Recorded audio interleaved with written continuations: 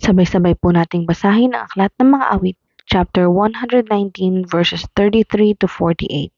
Ituro mo, O Yahweh, layunin ng kautusan, at iyon ang susundin ko habang ako'y nabubuhay. Ituro mo ang batas mo at sisikapin kong masunod. Buong pusong ingatan at susundin ko ng lubos. Sa pagsunod sa utos mo, ako iyong pangunahan, pagkat dito nakakamtan ang ligayang inaasam. Itulot mong hangarin ko na sundin ang iyong utos, higit pa sa paghahangad na yumaman akong lubos. Ilayo mo ang pansin ko sa bagay na walang saysay, at ayon sa pangako mo'y pagpalain akong tunay. Tuparin mo ang pangakong ginawa sa iyong lingkod, ang pangako sa lahat ng sa iyo ay natatakot. Iligtas mo ang lingkod mo sa sinumang mapanguyam, sa mabuting tuntunin mo humahanga akong tunay.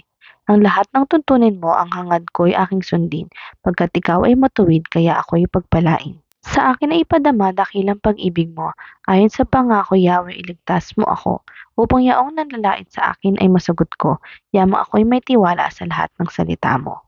Tulungan mong ihayag ang mga katotohanan, pagkat ako'y may tiwala sa tapat mong kahatulan. Lagi akong tatalima sa bigay mong kautusan, susundin ko ang utos mo habang ako'y nabubuhay. Ako na may mamumuhay ng payapa at malaya, yamang ako sa utos mo'y sumusunod na mangkusa, at maging sa mga hari ang utos mo'y babanggitin, hindi ako mahihiya na ito ay aking gawin. Sa pagsunod sa utos mo, nalulugod akong labis, di masukat ang ganak ko pagkat aking iniibig. Mahal ko ang iyong utos, ito'y aking ginagalang. Sa aral mo at tuntunin ako'y magbubulay-bulay.